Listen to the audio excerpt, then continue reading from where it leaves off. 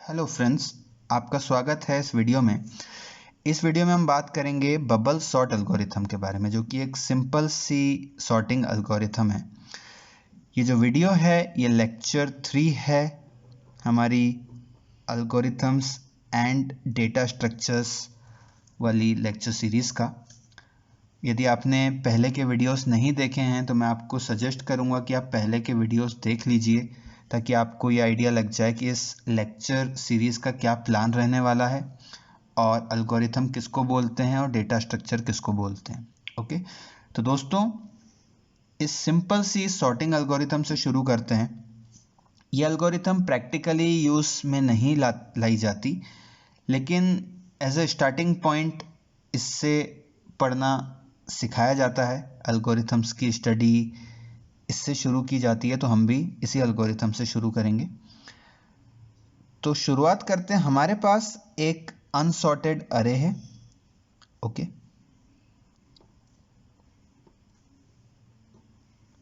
For example ये हमारा अरे है। ओके, इसकी लेंथ कितनी है? 6 है। ठीक है, 6 नंबर्स है हमारे पास। अब ये सारे नंबर्स हमारे पास आ गए हैं और क्वेश्चन है कि इनको सॉर्ट करना है, तो हम बबल सॉर्ट एल्गोरिथम का यूज करते हैं। ओके, तो बबल सॉर्ट एल्गोरिथम कैसे काम करती है? बबल सॉर्ट एल्गोरिथम क्या करती है, 2 को 1 से कंपेयर किया। ठीक है, क्या 2 1 से बड़ा है? हाँ, बड़ा है। तो ये दोनों एक्सचेंज हो गए, 1 इधर आ गया, 2 इधर आ गया। ठीक है, हम यहां पर थे और क्योंकि 2 बड़ा है 1 से, तो 1 पहले आ गया, 2 इधर आ गया, उसके बाद 5 है, 7 है, 9 है, 6 है। अब हम यहां पर हैं। क्या 2 5 से बड़ा है? नहीं बड़ा है। तो फिर अब हम चले जाएंगे 5 पे। ओके, क्या 5 7 से बड़ा है? नहीं बड़ा है। तो फिर अब हम चले जाएंगे 7 पे। क्या 7 9 से बड़ा है? नहीं बड़ा है। तो फिर अब हम चले जाएंगे 9 पे।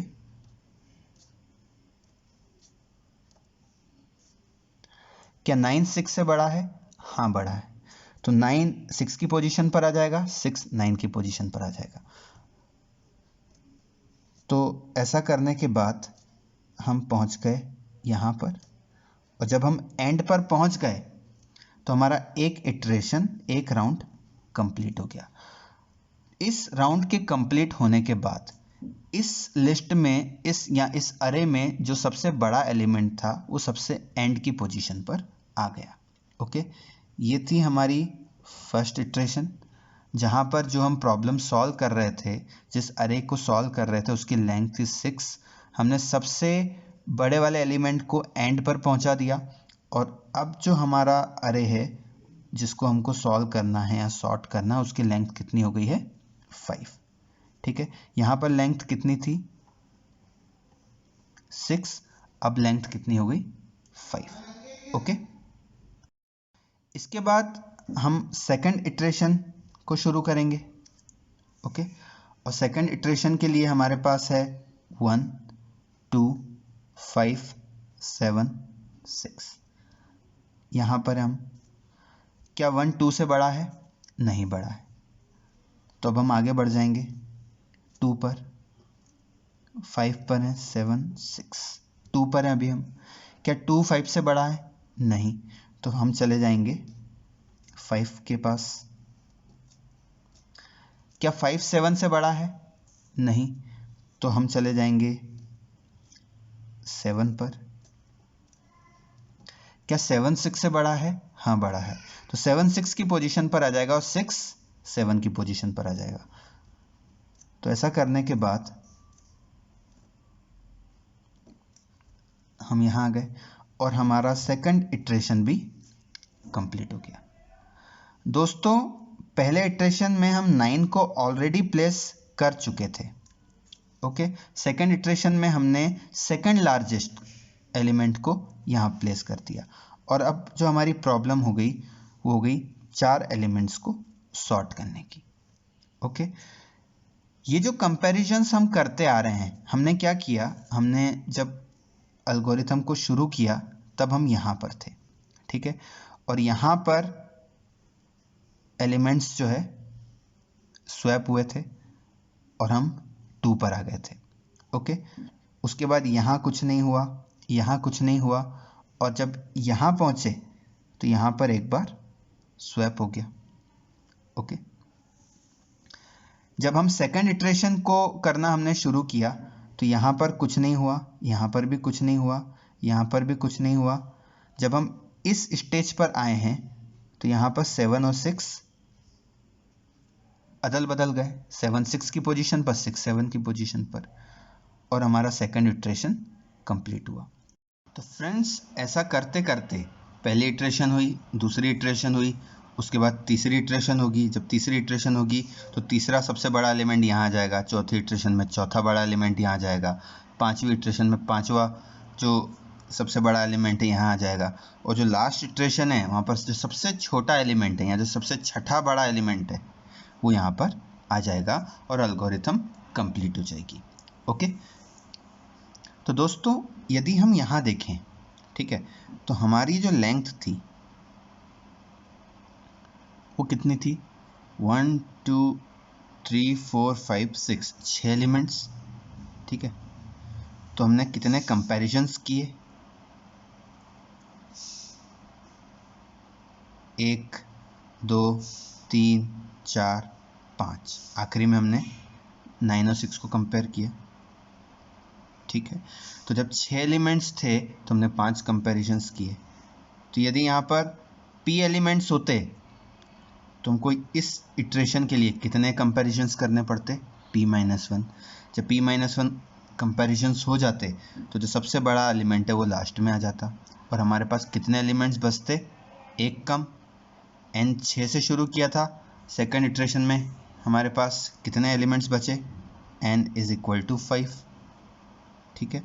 जब n = 5 तो कितने कंपैरिजन्स किए हमने? 1 2 3 4, आखिरी में 7 और 6 को कंपेयर किया तो 4 कंपैरिजन्स किए। ओके, मतलब p से अब हमारे पास p-1 एलिमेंट्स बच गए, ठीक है। p की वैल्यू यदि कोई भी है तो अब यहाँ पर p-1 एलिमेंट्स बचे, तो p के फॉर्म में ही नंबर ऑफ कंपैरिजन्स कितने बचेंगे? p-2, ठीक है।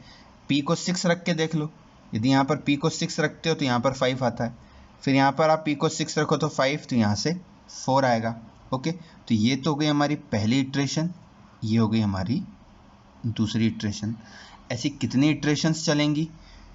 तो जितने एलिमेंट्स हमारे पास हैं उनसे एक कम हमारी इटरेशंस चलेंगी। ओके, हम यहाँ पर हैं, फिर हम यहाँ पर जो एलिमेंट होगा उसको सिलेक्ट करेंगे, फिर यहाँ जाएंगे 3, फिर यहाँ जाएंगे 4, फिर यहाँ जाएंगे 5, और जैसे ही हमने यहाँ वाला काम कंप्लीट किया ऑटोमेटिकली जो सबसे छोटा एलिमेंट है वो यहाँ पर आ ही जाएगा। ओके, तो जितने टोटल एलिमेंट्स होते हैं उनसे एक कम हमारी इटरेशंस होती है। ओके, तो यदि हम यहाँ पर लिखें कि नंबर ऑफ इटरेशंस कितनी होंगी,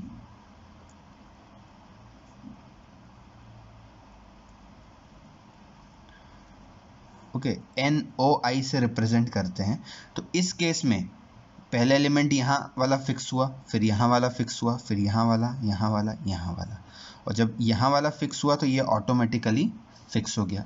ओके, तो इस केस में हमारे पास नंबर ऑफ इटरेशंस कितनी हो गई? 5 फॉर n = 6। तो यदि n कोई p है तो नंबर ऑफ इटरेशंस कितनी हो जाएगी? p-1। ओके, यदि ये चीज़ आपको समझ आ गई दोस्तों, तो हमें टोटल नंबर ऑफ कंपैरिजन्स को काउंट करना है। ओके, तो हम यहाँ लिखते हैं कि टोटल नंबर ऑफ कंपैरिजन्स कितने हुए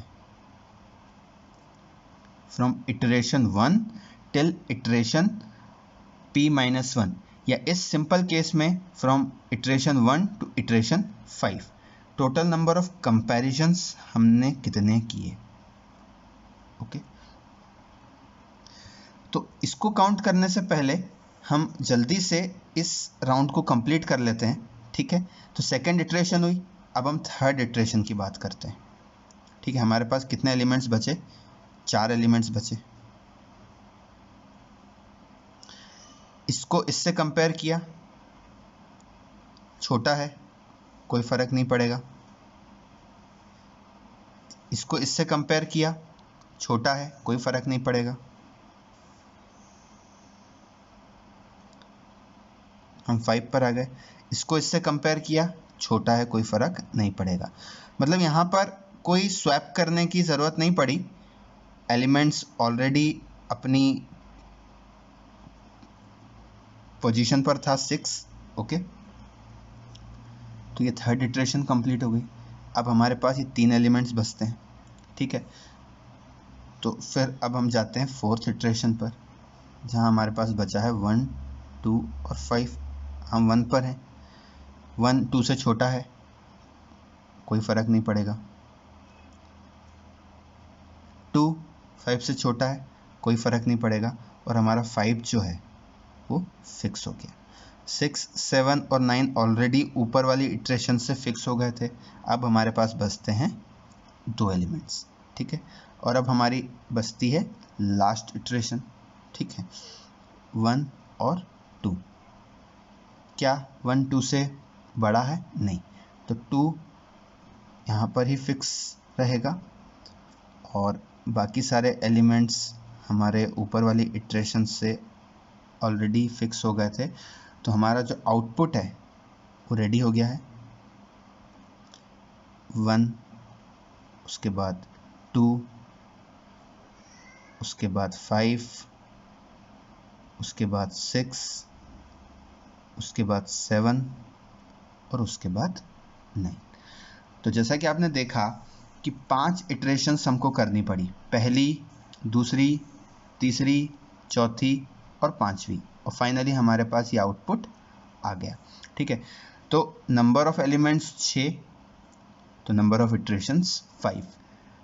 तो वैसे ही नंबर ऑफ एलिमेंट्स यदि p होंगे तो नंबर ऑफ इटरेशंस करनी पड़ेगी p-1। और हर इटरेशन के लिए हमने क्या देखा कि जैसे इस केस में n की वैल्यू 6 है। अब n की वैल्यू 6 से मतलब कि अभी हम 6 एलिमेंट्स को कंसिडर कर रहे हैं। वैसे तो इस अरे की, इस लिस्ट की लेंथ 6 है, लेकिन इटरेशन के हिसाब से यदि बात करें तो 6 एलिमेंट्स को कंसिडर करना है तो 5 कंपैरिजंस करने पड़ेंगे। मतलब p एलिमेंट्स को कंपेयर करेंगे तो p-1 कंपैरिजंस करने पड़ेंगे। फिर एक एलिमेंट तो फिक्स हो गया, तो बचते कितने एलिमेंट्स है? 5 या p-1। तो अब कितने कंपैरिजंस करना है? 4 या फिर p-2।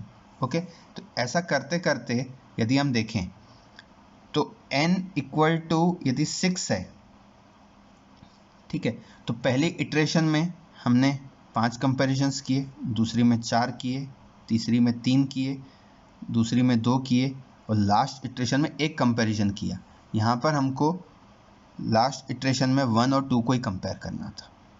ओके, तो यदि इसको सम करेंगे तो 5 और 4 9, 9 और 3 12, 12 2 14 और 1 15, 15 कंपैरिजन हुई। क्या इस चीज़ को p के टर्म्स में लिख सकते हैं? n यदि p है,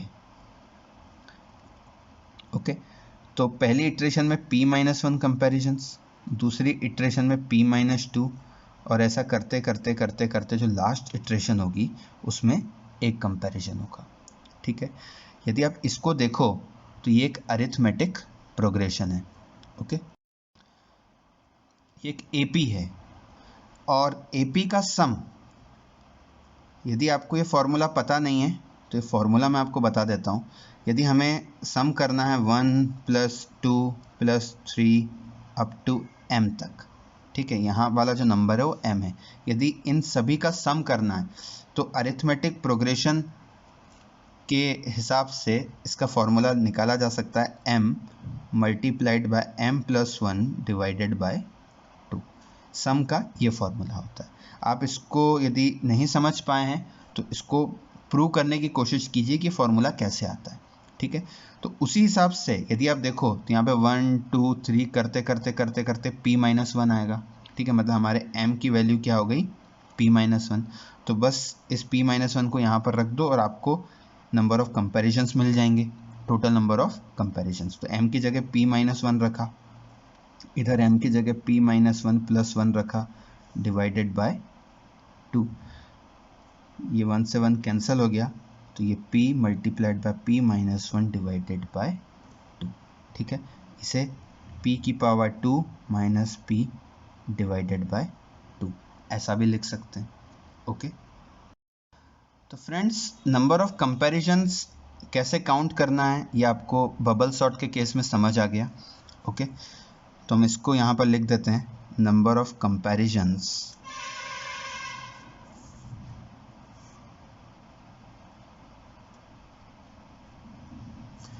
when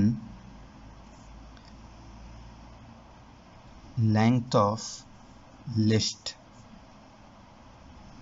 is equal to p। ठीक है,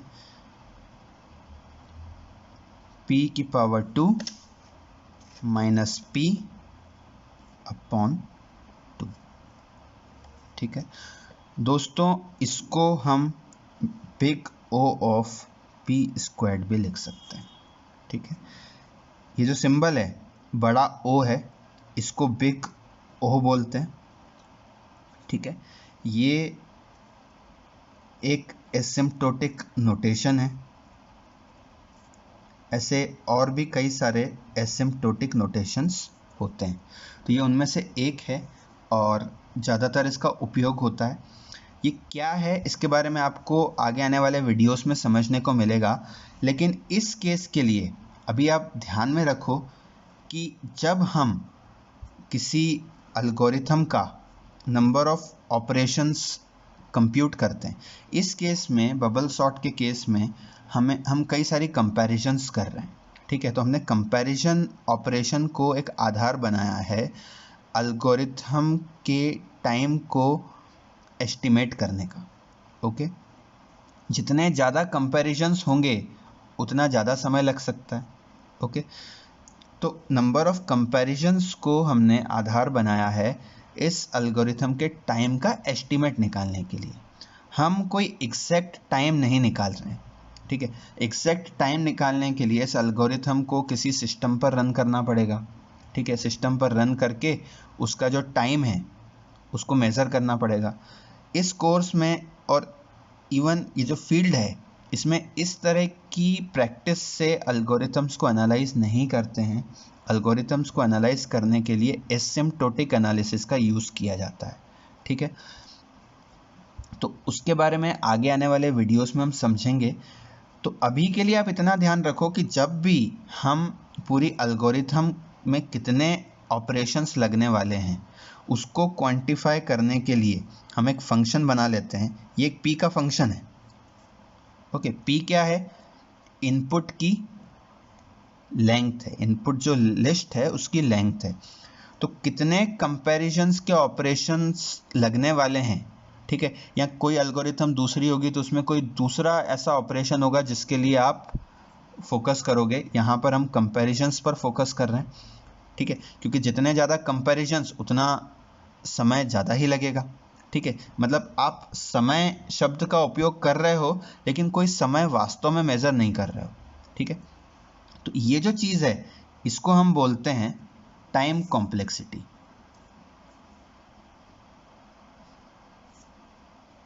ऑफ बबल सॉर्ट। ठीक है, इस क्वांटिटी को हम बोल रहे हैं टाइम कॉम्प्लेक्सिटी। अब ये कैसे आई है, तो अभी के लिए आप इतना ध्यान रख लो कि जब इस तरह का आपका फंक्शन होता है, ठीक है, तो ये जो पॉलिनोमियल होता है हायर डिग्री वाला, इसको ही आप इस बिग ओ के अंदर फिट कर देते हो। ठीक है, तो ये जो चीज़ है ये इसके इक्विवेलेंट आप बताते हो और आप बोलते हो कि बबल सॉर्ट की time complexity big O of P squared है या ऑर्डर ऑफ पी स्क्वायर्ड है। इसको ऑर्डर ऑफ करके भी रीड करते हैं, ऑर्डर ऑफ। आगे आने वाले वीडियोस में आपको एसिम्प्टोटिक एनालिसिस के बारे में अच्छी तरह से समझ आएगा, लेकिन इस वीडियो के लिए आपको इतना ध्यान में रखना है। ओके दोस्तों, ये जो टाइम कॉम्प्लेक्सिटी है इसके साथ एक एडजेक्टिव, एक टर्म और जोड़ देते हैं, वर्स्ट केस टाइम कॉम्प्लेक्सिटी। ठीक है, 3 टर्म्स होती है, एक होती है बेस्ट केस, एक होती है एवरेज केस और एक होती है वर्स्ट केस। ये जो एल्गोरिथम है इसका worst case time complexity big O of P squared है। ये हमने यहाँ से कंप्यूट किया। इसको वर्स्ट केस क्यों बोला? क्योंकि यदि आप इस एल्गोरिथम को देखो तो एल्गोरिथम हम पहली इटरेशन से लेकर आखिरी इटरेशन तक हमने एल्गोरिथम को चलाया है। ठीक है, क्या मजबूरी थी चलाने की? अभी पता नहीं है, लेकिन हमने इसको आखिरी तक चलाया है। मतलब आपके पास इनपुट में जो भी लिस्ट आएगी नंबर्स की, सवाल ये उठता है कि क्या आपको पूरी एल्गोरिथम को रन करना पड़ रहा है? जैसा एल्गोरिथम का नेचर है, क्या आपको एंड तक जाना पड़ रहा है? बबल सॉर्ट के केस में एक केस ऐसा है जिससे हम पहली इटरेशन पर ही रोक सकते हैं एल्गोरिथम को, हमको आगे वाली इटरेशंस पर जाने की ज़रूरत नहीं है। एक छोटा सा इम्प्लीमेंटेशन यदि हम देख लें तो दोस्तों, जैसे होता क्या है, यहाँ पर हम 1 को 5 से कंपेयर कर रहे हैं, 5 को 7 से कर रहे हैं, 7 को 9 से कर रहे हैं, 9 को 6 से कर रहे हैं। हमने शुरुआत 2 से करी थी, है ना। 2 को 1 से किया, क्योंकि 2 बड़ा है तो 2 और 1 अदल बदल जाएंगे। 2 1 की जगह पर आ गया, 1 2 की जगह पर चला गया। ठीक है, उसके बाद 2 को 5 से किया, 5 को 7 से किया, 7 को 9 से किया और 9 को 6 से किया, तो 9 और 6 को भी अदला बदला। ठीक है, यदि हम यहाँ पर एक सिस्टम ऐसा बना दें कि हम ये मेज़र कर लें कि क्या हमको अदला बदली करना पड़ रही है कि नहीं पड़ रही है। ठीक है, मान लो एक छोटा सा एग्जांपल यहाँ लेते हैं कि इनपुट अरे हमारा कुछ ऐसा है। ठीक है, आपने पहली इटरेशन शुरू करी, 1 को 2 से देखा,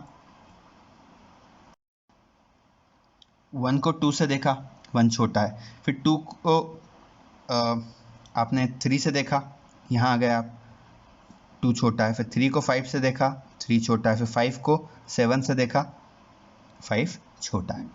तो आप पहली इटरेशन पर ही अगर एक चेक लगा दो कि आपको क्या कोई स्वैप करने की ज़रूरत पड़ रही है।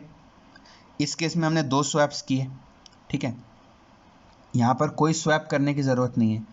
तो यदि कोई स्वैप करने की ज़रूरत नहीं है, आप इसको काउंट कर लो, तो इससे ये पता लग रहा है कि ये अरे ऑलरेडी सॉर्ट किया हुआ है। इसको सॉर्ट करने के लिए हमको आगे बढ़ने की ज़रूरत ही नहीं है। ठीक है, तो आपको पहली इटरेशन को कंप्लीट करके ही एल्गोरिथम को रोक देना है।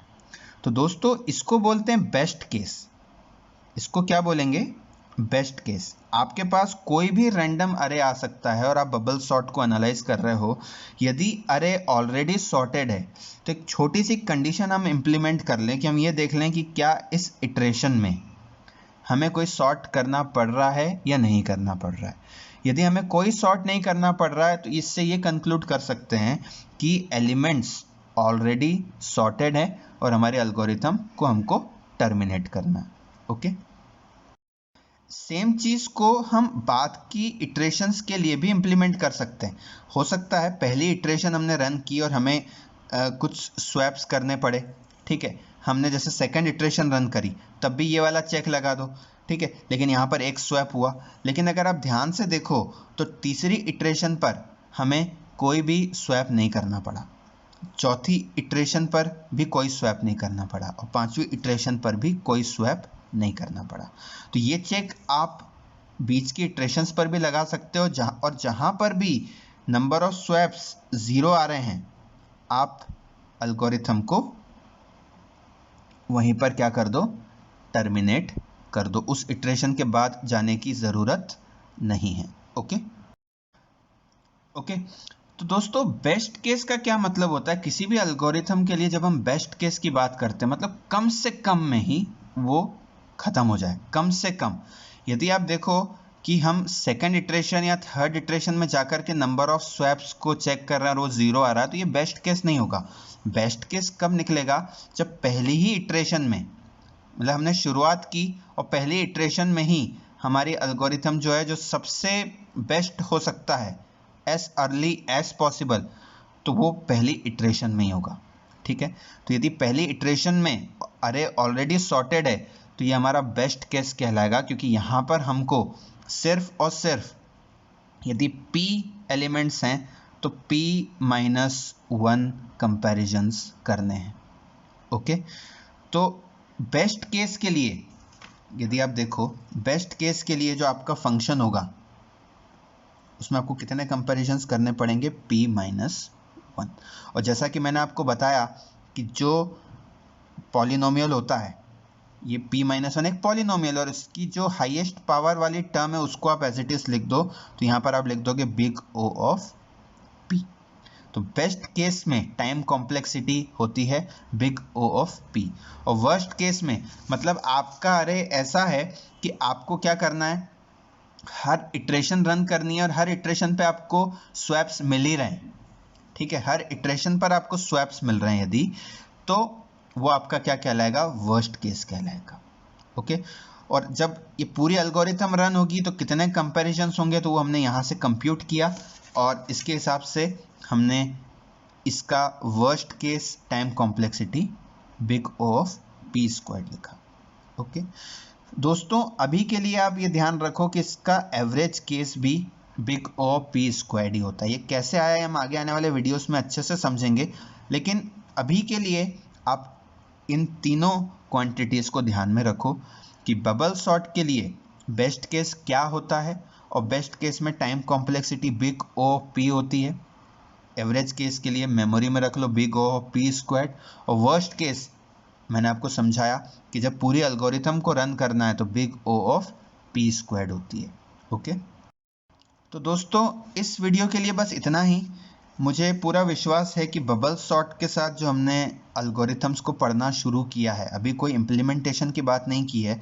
हालांकि एक एक्सरसाइज आपके लिए ये है कि इसको यदि आप कर सकते हो तो किसी प्रोग्रामिंग लैंग्वेज में इम्प्लीमेंट करके देखो, जहाँ पर इनपुट में जो आपके पास जो नंबर्स की लिस्ट है वो एक अरे के फॉर्म में आएगी। तो अब आप इस तरह के कंपेरिजन ऑपरेशंस जो करने हैं उनको, और जहाँ पर भी स्वैप करना है उस स्वैप वाले लॉजिक को इम्प्लीमेंट करके देखो कि क्या आप बबल सॉर्ट को इम्प्लीमेंट कर पा रहे हो कि नहीं कर पा रहे हो। ओके, और मुझे पूरा विश्वास है कि आपको अभी के लिए समझ में आ गया होगा कि बेस्ट केस कॉम्प्लेक्सिटी हमने कैसे निकाली, बेस्ट केस क्या होता है जब अरे ऑलरेडी सॉर्टेड होता है। ओके, और यदि अभी आपको बिग O में कन्फ्यूजन है तो इस वीडियो के लिए सिर्फ इतना ध्यान रखो कि जब भी आप किसी भी एक ऐसे ऑपरेशन के हिसाब से एल्गोरिथम के टाइम को एस्टिमेट करने की कोशिश कर रहे हो, टाइम से मतलब एक सिंपल सी बात है कि कोई एक ऐसा ऑपरेशन है जो मेन ऑपरेशन है, और यदि वो ज़्यादा लग रहा है तो वो लॉजिकली ज़्यादा टाइम लेगा। ओके, तो यहाँ पर हमने फोकस किया कि हम कंपैरिजंस को काउंट करके देखते हैं। तो कंपैरिजंस कितने लगेंगे, तो जब अरे की लिस्ट की लेंथ p होगी तो हमने वो फंक्शन ये डिफाइन कर दिया। ओके, और जब भी इस तरह का कोई पॉलिनोमियल होता है तो जो हायर ऑर्डर वाला पॉलिनोमियल है उसको आप बिना किसी कोफिशिएंट के, हो सकता है यहाँ पर कभी कोफिशिएंट होता 3p², लेकिन बिना किसी कोफिशिएंट के इस तरीके से आप लिख दो, और इसको बोलते हैं वर्स्ट केस टाइम कॉम्प्लेक्सिटी। और ये बिग O नोटेशन है, ये एक एसिम्प्टोटिक नोटेशन है, ऐसे और भी कई नोटेशंस हैं। यदि आपको ये चीज़ में कन्फ्यूजन लग रहा है तो अभी के लिए इतना मेमोरी में रख लो, आगे आने वाले वीडियोस से आपको ये चीज़ें और अच्छी तरह से क्लियर होगी। और इस चीज़ को भी मेमोरी में रख लो, ये चीज़ कैसे आई इसका आपको आइडिया लग गया, ये चीज़ कैसे आई इसका आपको आइडिया लग गया, ये चीज़ कैसे आती है इसको हम अच्छी तरह से बाद वाले वीडियोस में समझेंगे। तो दोस्तों इस वीडियो के लिए बस इतना ही। आगे आने वाले वीडियो में हम बात करेंगे सिलेक्शन सॉर्ट एल्गोरिथम के बारे में, और उसके बाद इंसर्शन सॉर्ट एल्गोरिथम के बारे में, ताकि आपको सॉर्टिंग एल्गोरिथम्स से फेमिलियरिटी हो जाए। गेट की परीक्षा में बबल सॉर्ट से रिलेटेड आपको क्वेश्चंस मिल सकते हैं। ठीक है, तो एल्गोरिथम कैसे रन करनी है वो आप अच्छी तरह से समझ लीजिएगा इस वीडियो को देखकर। यदि अभी तक आपने मेरा चैनल सब्सक्राइब नहीं किया है तो ज़रूर सब्सक्राइब कीजिए, अपने फ्रेंड्स के साथ शेयर कीजिए, वीडियो के नीचे कमेंट्स में अपने फीडबैक्स दीजिए मुझे, ताकि और अच्छे वीडियोस बन सके। पसंद आए तो लाइक कीजिए। दोस्तों सीखते रहिए, ग्रो करते रहिए। धन्यवाद।